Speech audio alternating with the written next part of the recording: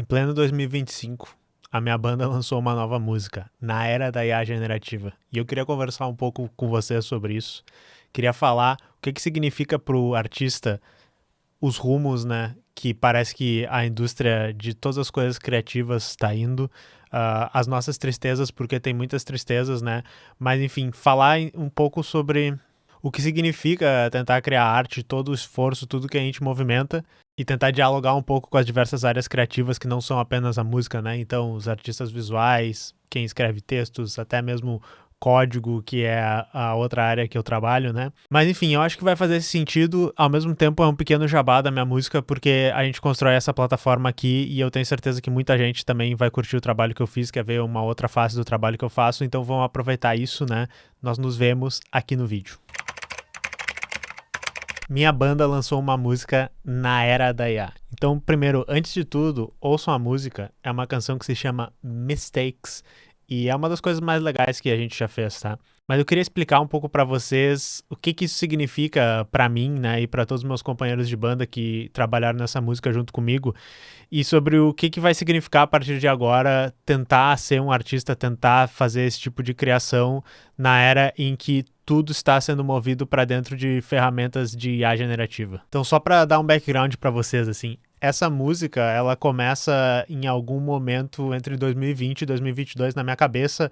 A letra, assim, e os acordes, né, é uma composição minha. Então, provavelmente, eu devia estar aqui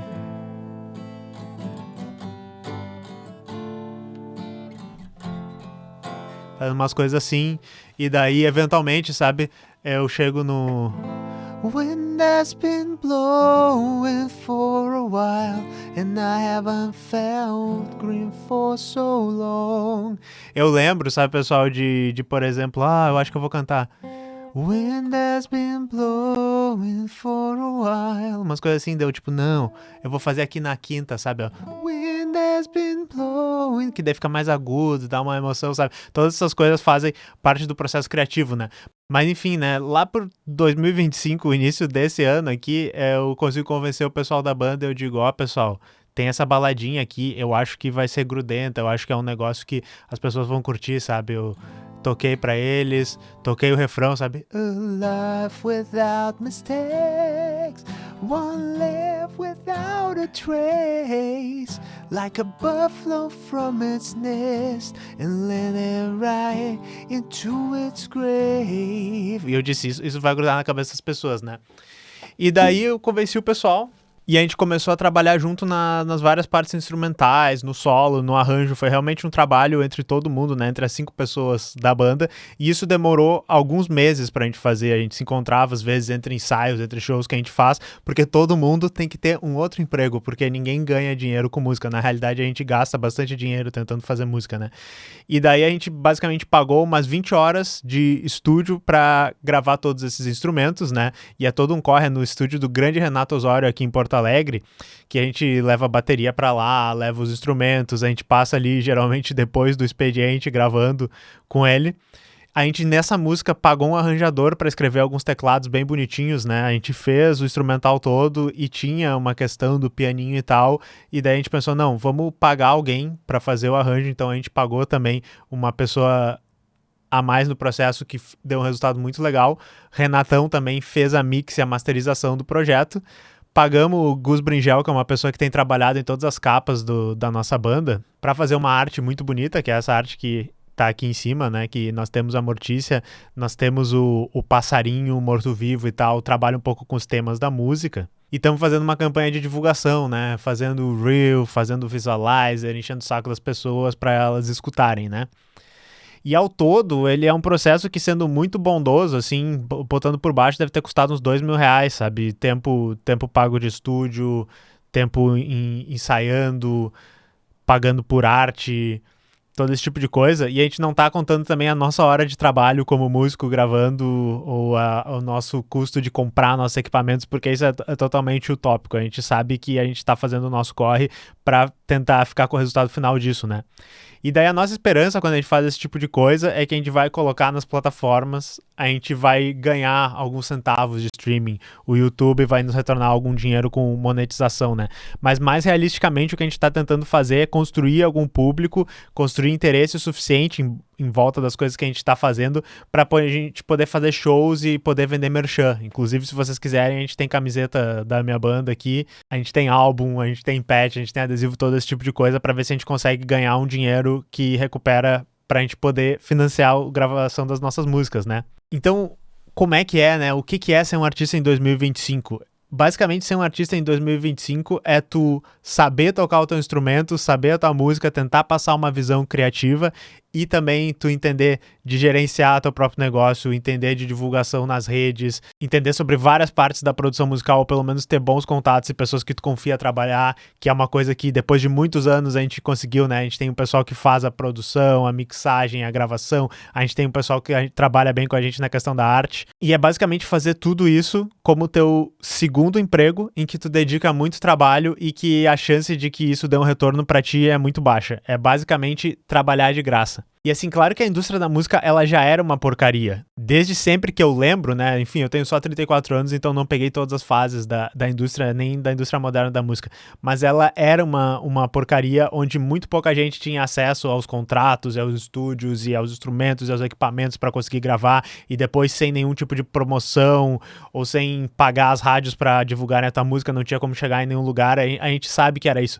Mas é tipo aquele meme, assim, já era ruim, mas agora parece que tá pior, né? Porque tem uma coisa muito engraçada que acontece, é que a gente basicamente tem que pagar para aparecer nas plataformas, pagar para nossa música ir para todas as plataformas, pagar propaganda para que as pessoas vejam essas músicas e ficar competindo com a atenção com artistas, né, que nem eu disse, antigamente seriam os artistas que tem uma gravadora, que tem contratos, que são os únicos que iam aparecer, mas a gente fica na vã esperança de que a nossa música gravada honestamente, com muito suor e tal, ela vai aparecer ali no algoritmo e alguém vai olhar pra capa, achar bonita, vai tocar e vai virar um grande fã e vai ver todas as outras músicas que tu fez e vai vir nos teus shows. Isso é uma coisa que até pode acontecer, mas não acontece no nível necessário para que bandas, mesmo quando muito talentosas, consigam se destacar, tá? E aqui no Brasil a gente tem diversas bandas muito talentosas, muito mais talentosas até que a Mortícia, a minha banda, que estão passando pelo mesmo problema e tem essa dificuldade de realmente trabalhar sem estar pagando para trabalhar. E como o canal aqui é de tecnologia e como todo dia a gente tem que falar mal de IA, uma coisa que é desesperadora é a maneira como as ferramentas de IA elas têm atacado os artistas. Agora eu tô falando especificamente da música, mas eu tenho certeza que nas outras áreas as pessoas vão corroborar exatamente esse tipo de coisa acontecendo, que é basicamente assim, as pessoas comuns, né, que não são musicistas, não entendem muito como construir a música, mas curtem música, elas ficam muito felizes de agora elas poderem usar essas ferramentas como Suno, Udio e outras que tem aí, para criar suas próprias músicas com esses modelos generativos. E elas acham que quando eu reclamo disso e tento explicar os problemas que eu vejo nisso, eu estaria sendo elitista e eu quero só eu ter a capacidade de criar essas músicas, tá? Então, existe essa dinâmica, assim, os músicos acabam levando um pouco de graça das pessoas que na realidade estão olhando para essas ferramentas e dizem, pô, isso aqui parece bem legal, eu adoro a tecnologia, eu progresso isso. Só que daí essa dinâmica que, sinceramente, é bem legal, já usei essas ferramentas e eu achei, pô, impressionante as coisas que cria, né? Interessante ver o que eu vou botar ali e vai sair um negócio que eu não tinha ideia do que ia ser, mas que é interessante, é divertido. Ela rapidamente, na realidade, ela se torna um fluxo interminável de slop, né? Que é aquele conteúdo rápido e de baixa qualidade gerado por IA, que é monetizado porque agora todo mundo pode ser um músico e criar essas coisas. Então é um fenômeno que eu não sei se vocês estão vendo, que é os canais com clipes de música, com músicas feitas sobre temas específicos, os memes, que são músicas de IA e tal, que embora possa ser engraçado, é uma coisa que a gente vê 1 minuto daquilo e não tem muito valor pra gente, e eu acho até que as pessoas sonham que, eu vou fazer um vídeo que vai ser um heavy metal, e vai ter umas mina demônio de biquíni tocando, e vai ser um negócio que as pessoas vão ouvir e vão se divertir, e daí vai dar umas 20 mil visualizações, 50 mil visualizações, eu vou tirar um dinheiro de monetização do YouTube.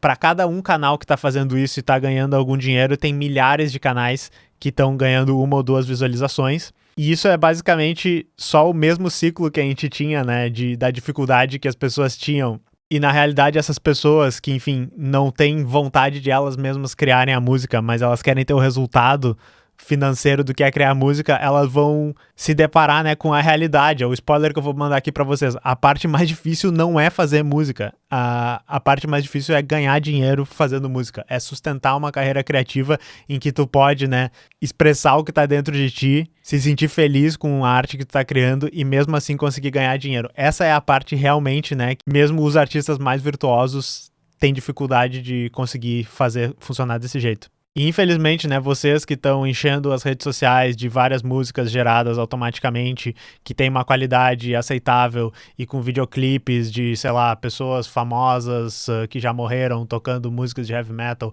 Karl Marx cantando heavy metal, é o Lenin tocando guitarra, não sei o que. O que vocês estão fazendo é deixar ainda mais difícil para todos nós a gente conseguir ganhar dinheiro com as nossas músicas.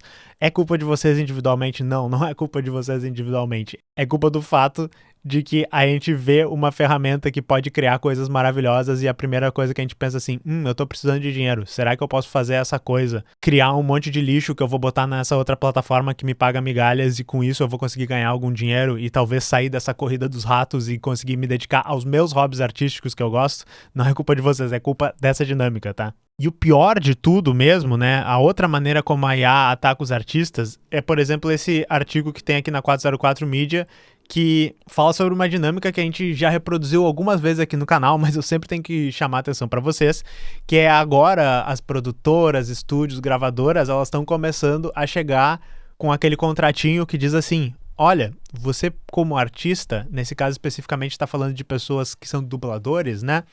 Você como dublador poderia vender os direitos sobre a sua voz para que nós fizéssemos um modelo da sua voz e mesmo que você não esteja trabalhando e fazendo essas vozes, todas as vezes que a sua voz for usada por um desses modelos, você irá ganhar um pouquinho de dinheiro. Isso é o pior, porque tem sempre aquele botãozinho ali na plataforma que a gente lança as músicas, no YouTube, em todos os lugares, que diz assim, permita que esse seu conteúdo, né, esta sua música, seja usada para treinar uma IA e ganhe uma renda extra. Mas podia muito bem estar escrito, venda sua alma para as gravadoras, né? E nunca mais seja dono da sua própria identidade artística, pois alguém vai estar usando ela e replicando ela milhões de vezes sem a sua permissão. E é basicamente, né, agora a gente não precisa mais de você, nem do teu holograma, a gente pode criar algo equivalente que não tem o teu nome, mas que soa exatamente que nem tu com uma IA generativa. Mas daí eu sei que vai vir alguém e vai dizer, sempre haverá artista que vai criar uma coisa diferente, uma coisa que nunca foi ouvida, e essa coisa vai ressoar com as pessoas, e assim existirá um novo ciclo de criatividade. E o que eu tenho para dizer para vocês é assim, ó pessoal, os artistas que vocês mais gostam, os artistas que são mais inovadores, eles ficaram a carreira inteira deles inventando um novo estilo de música, inventando uma coisa nunca ouvida antes para ganhar dinheiro? Eu acho que não, né, pessoal? A gente precisa se sustentar no nosso dia a dia e é o que eu tô falando sempre pra vocês. A indústria da música já era um lixo. Agora ela está um lixo ao quadrado por causa disso. E isso está acontecendo com os artistas visuais, está acontecendo com dubladores, está acontecendo com escritores. Nem todo mundo vai estar fazendo sempre a arte disruptiva. Inclusive, muito pouca gente vai estar fazendo isso. Mas a gente precisa estar recebendo pelo trabalho que a gente está fazendo. E hoje em dia, ser músico é basicamente pagar por plataforma de distribuição, pagar por propaganda, né? E cada vez mais pagar por ferramentas automatizadas que vão fazer mixagem automatizada, que vão fazer a composição automatizada, que vão, enfim, retirar cada vez mais coisas da nossa mão e deixar o trabalho criativo menos criativo e mais dependente dessas forças que a gente não tem controle. Então, assim, eu não tenho muito para falar para vocês, além de dizer que, assim, a gente precisa dar valor para quem cria esse tipo de arte, para que eventualmente essas pessoas tenham tempo de se desenvolver, criar suas obras que elas mesmas são derivadas das outras coisas, mas que elas possam eventualmente virar alguma coisa que é nova, que é inovadora e que vai tocar o coração de vocês. Se perguntem, né, se o valor da música que vocês gostam ele é realmente o dinheiro que isso vale ou o que ela te proporciona. E pensem o que um artista sente quando ele passa por todos esses passos para trazer uma música para você, movimenta, né, toda a economia local de pessoas que trabalham junto com ele, que também colocaram o seu input, também colocaram o seu trabalho criativo naquilo para depois ver um resultado e te oferecer isso. Muitas vezes de graça, né? Muitas vezes dizendo, por favor, curte, dá uma compartilhada e tal. E pensem como isso não está presente nessas outras ferramentas, porém, por causa do lixo que a indústria de música nós vamos ver cada vez mais música feita por ferramenta de IA e menos música feita por artistas de verdade, porque não tem como a gente se sustentar fazendo esse tipo de coisa. E daí eu peço também que, se vocês são, né, artistas, criem música artesanalmente, criem sua arte artesanalmente, porque o que ela nos oferece é mais só do que o resultado. Lembra daquele CEO arrombado que disse assim, as pessoas meio que não gostam de fazer música, essa é a pior parte do processo, as pessoas querem ter a música no final. Na realidade é exatamente o contrário, depois que eu gravei essa música, eu já tava um pouco de saco cheio de ouvir ela e de fazer todas as coisas baseado nisso. Mas daí quando uma pessoa reage àquilo, quando uma pessoa vê aquilo, quando tu vê a pessoa cantando aquilo junto contigo no show, tu diz assim, é por causa disso que a gente tava fazendo, é por causa do processo, é por causa da composição, é pra botar pra fora os sentimentos que estavam lá dentro, mas é também depois pra gente interagir socialmente. E isso as músicas de IA não podem nos dar. Isso a indústria da música nunca pôde nos dar direito. Então, o nosso desafio é estar sempre nadando na contramão do que a indústria da música está fazendo e tentar sobreviver nesse mundo de capitalismo selvagem para mostrar para vocês a nossa arte. Então, eu humildemente peço que vocês escutem a nossa música, valorizem os artistas, não precisa ser a gente, você não gosta do estilo da minha banda, não tem problema, valorize os artistas que vocês gostam, permitam que as pessoas criem sua arte e se expressem, tá? Acho que eu já passei muito tempo aqui nessa enrolação, eu amo vocês, muito obrigado por todo o apoio sempre e falou! It's been blowing for a while, and I haven't felt green for so long. I'm hanging on like every word, but any second now, just like a falling leaf. You see in one, you see in the more. You can look closer, but give it time and it starts.